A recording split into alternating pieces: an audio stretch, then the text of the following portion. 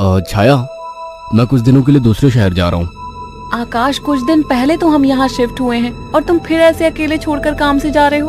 अरे तो नया शहर है, घूम आया करना, और मैं कॉल करता रहूंगा। ठीक है, मैं रोकूंगी तो रुकोगे थोड़ी ही। तुम फिर शुरू मत हो छाया, ये मेरा काम है। ठीक है, मैं अपना सामान लगा देती हूँ, बस अपना ख्याल रखना। आकाश अगली सुबह दूसरे शहर के लिए निकल गया। अपना काम खत्म करके जब वो लौटने लगा, अचानक मौसम खराब हो गया और बारिश की वजह से रास्ता बंद हो चुका था। आकाश को मजबूरन फिर से एक दिन वहां रुकना पड़ा। अपनी बोरियत को दूर करने के लिए वो बाजार की ओर निकल आया। पास में ही छोटा बाजार लगा हुआ था। आकाश आधा बाजार घूम चुका था, तभी वहीं उसे एक काफी बुजुर्ग आदमी निराश बैठा दिखा। उसके पास दो छोटी छोटी मूर्ति और एक थोड़ी बड़ी मूर्ति थी, जिस पर काफी अच्छी कारीगरी की हुई थी। बाबा, आप क्यों परेशान हो? कुछ नहीं बाबूजी, बस सुबह से कुछ भी नहीं बिका। अरे बाबा, आप परेशान ना हो। ये मूर्ति कितने की है? एक काम कीजिए, ये 2000 रुपए है, ये मुझे दे दीजिए। बुजुर्ग ने डरते और झिझकते हुए कहा, लेकिन बेटा, ये मूर्ति शापित है। ये सब बकवास बातें होती हैं बाबा, कोई शाप वाप नहीं होता है। लाओ, ये मूर्ति मुझे दे दो। बुजुर्ग ने कांपते हाथों से उस मूर्ति को आकाश को दे दिया। रात में आकाश होटल के कमरे में गया और फोन पर छाया से बात करने लगा। उसे ठंड सी महसूस होने लगी। फोन रखकर वो सोने के लिए लेट गया। रात गहरी हो चुकी थी, बारिश की वजह से ठंड थी, पर उसे अचानक गर्माहट महसूस होने लगी। उसे अच्छा लग रहा था। उसे महसूस हुआ जैसे कोई उससे चिपक कर लेटा हो। मीठी सी खुशबू, रेशमी बाल, दूसरे जिस्म की गर्मी, मानो छाया ही उसके पास हो। वो लगातार नींद में किसी के स्पर्श को महसूस कर रहा था। अचानक उसे अपने शरीर पर वजन महसूस हुआ। वो अचानक से उठकर बैठ गया। कमरे में बिल्कुल अंधेरा था। उस रूम की लाइट ऑन की तो देखा कमरा खाली था, कोई नहीं था। कमरा ठंडा था पर उसे पसीना आ रहा था। अगले दिन सुबह वो जल्दी होटल से निकल गया और शाम होते होते घर आ गया। छाया को फोन किया तो पता लगा वो माँ के यहाँ गई है, आज ही आने वाली है। उसके पास डुप्लीकेट चाबी थी। उसने गेट खोला और अंदर गया। थोड़ी देर बैठने के बाद नहाने चला गया। उसे बाथरूम में जाने के बाद ऐसा लगा बाहर कोई है। वो जैसे ही निकला उसको कोई नजर नहीं आया। वो ऊपर गया और उसे एक परछाई नजर आई। कौन है? छाया, मजाक मत करो, मुझे ऐसा मजाक पसंद नहीं है। तभी दरवाजे की डोरबेल बजी। जाकर देखा तो छाया थी। आकाश उसे देखते ही खुश हुआ और उसे गले लगा लिया। तुम सही वक्त पर आ गई, मुझे लगा कोई ऊपर है। ऊपर कौन है? मेरी कोई सौतन ले आए हो क्या? कैसी बात करती हो? अच्छा छोड़ो, मैं कुछ खाने का बना लूं, फिर बात करते हैं। हाँ ये ठीक है, मुझे ही भूख लगी है। अच्छा ये देखो कितनी सुंदर मूर्ति है। खाने के बाद वो अपने दोनों कमरे में प्यार की बातें करते हुए अपने निजी पलों के आनंद में लीन होकर सो गए। मगर आधी रात को आकाश को वही खुशबू स्पर्श महसूस हुआ। उसे लगा छाया को आज ज्यादा ही प्यार आ रहा है और वो जो कर रही है करने दो। छाया इस बार काफी उत्तेजित लग रही थी। आकाश को भी आनंद आ रहा था। अंधेरे में छाया ने आकाश के सारे कपड़े उतार दिए और पागलों की तरह उसके जिस्म को चूमने लगी। आकाश भी पूरी तरह से उत्तेजित हो गया था। छाया की गरम गरम सांसें आकाश को पूरी तरह से पागल बना दे रही थी और वासना का खेल चरम सीमा तक पहुंच गया। कुछ ही पलों का वासना का वेग लंबी लंबी और गहरी सांसों के बीच शांत हो गया। सुबह आकाश ने देखा छाया जाग चुकी थी। छाया चाय लेकर आकाश के पास आ गई। उठो, चाय पी लो। वह चाय के लिए उठा तो छाया बोल उठी, ये मूर्ति लेकर कब से सोने लगे तुम?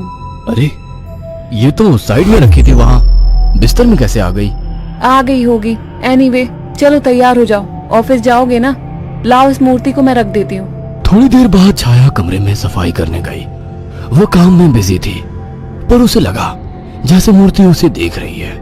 जैसे उसने मूर्ति की तरफ देखा, मूर्ति अपनी जगह जैसी थी वैसे ही रखी थी। छाया काम खत्म करके कमरे से निकलने को हुई तो अचानक मूर्ति गिर गई। छाया ने पलट के मूर्ति को उठाया। अचानक मूर्ति मुस्कुराई। छाया डर गई और मूर्ति हाथ से छूट गई। डरते डरते उसने मूर्ति को उठाया तो उसने देखा वो सामान्य थी। शैतान मूर्ति डराती है मुझे, ये कहकर उसने मूर्ति को अलमारी में रख दिया। काम खत्म कर छाया नहाने गई और जैसे ही उसने कपड़े उतारे और पानी का नल खोला गर्म पानी उस पर गिरा। वो चिल्ला उठी और बिना कपड़ों के बाहर निकलकर भाग आई। उसके जिस्म पर छाले हो चुके थे। उसने आकाश को फोन किया। आकाश तुरंत चला आया और उसको अस्पताल ले गया। आकाश ने ऑफिस से कुछ दिन की छुट्टी ले ली। छाया, ये सब कैसे हुआ? पता नहीं, नल से गर्म पानी अचानक निकला। मुझे सब अजीब सा लग रहा है, मानो मुझे कोई देख रहा हो। तुम आराम करो, मैं कुछ खाने को लेकर आता हूँ। छाया लेटी हुई थी। अचानक उसने ध्यान दिया, मूर्ति उसकी ही तरफ घूर रही थी। अचानक उसे याद आया कि मूर्ति को तो उसने अलमारी में रख दिया था। अचानक वो मूर्ति हिलने लगी। छाया चीख उठी। आकाश दौड़ता हुआ आया। क्या हुआ? ये मूर्ति अभी खुद चली थी। तुम्हारा वहम होगा छाया। मगर रात को आकाश को फिर से चुंबन के स्पर्श महसूस हुए। वह नींद में था और चाह के आंखें नहीं खोल पा रहा था, परंतु आकाश को चुंबन के स्पर्श उत्तेजित कर रहे थे। उसके मुंह से आवाजें निकल रही थी। अचानक छाया की आंख खुल गई और उसने जो देखा वह हैरान रह गई। उसने देखा कि एक लड़की काली परछाई के रूप में आकाश के कपड़े खोल रही थी और वो देखते ही चिल्लाने लगी, आकाश, वो काली परछाई! अचानक कमरे के शीशे में चटक सी आवाज आई और शीशा टूट गया। आकाश उठकर बैठ गया। ये शीशा कैसे टूटा? और तुम चिल्लाई क्यों? आकाश, वो कोई काली आत्मा थी। मैंने अभी देखा, वो तुम्हारे साथ संबंध बना रही थी। क्या तुम्हें बिल्कुल पता नहीं लगा? कौन? क्या कह रही हो? मुझे महसूस तो हुआ, पर मुझे लगा तुम हो। पागल हो क्या? ऐसी हालत में मैं संबंध बनाने की सोचूंगी? आकाश, वो एक काली परछाई थी, पर वो एक लड़की थी। तभी मुझे कल रात को जब ये सब महसूस हुआ तो मुझे कुछ अजीब सा लगा था। मुझे ऐसा होटल में महसूस हुआ कि जैसे मेरे पास कोई तो है। और अगले दिन मैं घर आ गया था। तब से जब भी सोता हूँ ऐसा कुछ होता है। मुझे लगता था कि तुम हो। तभी अचानक दोनों का ध्यान मूर्ति पर गया। आकाश ने तुरंत उस मूर्ति को बाहर फेंक दिया। कुछ दिन बाद छाया पानी पीने के लिए उठी। अचानक उसकी नजर फिर से ड्रेसिंग टेबल पर रखी मूर्ति पर पड़ी। अचानक उस मूर्ति ने काली परछाई का रूप धारण कर लिया। छाया अचानक बेहोश हो गई। कुछ देर बाद उसकी आंखें खुली तो उसे सब सपने जैसा लग रहा था। अचानक वो किचन में चली गई। तभी वहां आकाश आ गया। अरे, पहले ठीक तो हो जाती। मैं तो ठीक हूँ। अच्छा। हाँ, आज तो मुझे एक अलग ही सुबह लग रही है। ओके, अब चलो आराम करो। मैंने तुम्हारे लिए कुछ दिन की छुट्टी ली है। अगर ऐसा है तो मुझे खूब प्यार करो। आज आकाश को छाया कुछ बदली बदली सी लग रही थी। खाने के वक्त भी छाया काफी अजीब तरीके से खा रही थी, जैसे वो बरसों से भूखी हो। छाया, क्या हुआ? आराम से खाओ। रात ठीक से खाया नहीं था ना, तो मुझे जोरों की भूख लग रही है। वैसे आज मीट बना काफी अच्छा है। गांव में अम्मा ने सिखाया था। अम्मा ने? कौन सी अम्मा ने?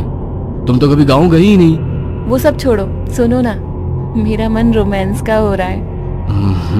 तुम्हें लगता है ये सही वक्त है? प्यार करने का कोई वक्त नहीं होता। अचानक छाया आकाश से जाकर लिपट गई। उसके जिस्म को चूमने लगी। आकाश ने देखा छाया ने आज साड़ी भी अलग तरीके से बांधी थी। दोनों के बीच संभोग क्रिया होने लगी। दोनों काफी उत्तेजित थे। अचानक आकाश को फिर से छाया में वही खुशबू और स्पर्श महसूस हुआ। छाया आकाश को छोड़ने का नाम तक नहीं ले रही थी। आकाश को महसूस हुआ ये छाया नहीं है। आकाश ने एक झटके से छाया को धक्का दे दिया। रुक क्यों गए? प्यार करो मुझे, रुक क्यों गए? आवाज में भारीपन था। आकाश की आंखें बंद थी, और जैसे ही उसने आंखें खोली, जिसमें छाया का था लेकिन चेहरा किसी और का था। आकाश ने कांपती आवाज में कहा, मेरी बीवी कहाँ है?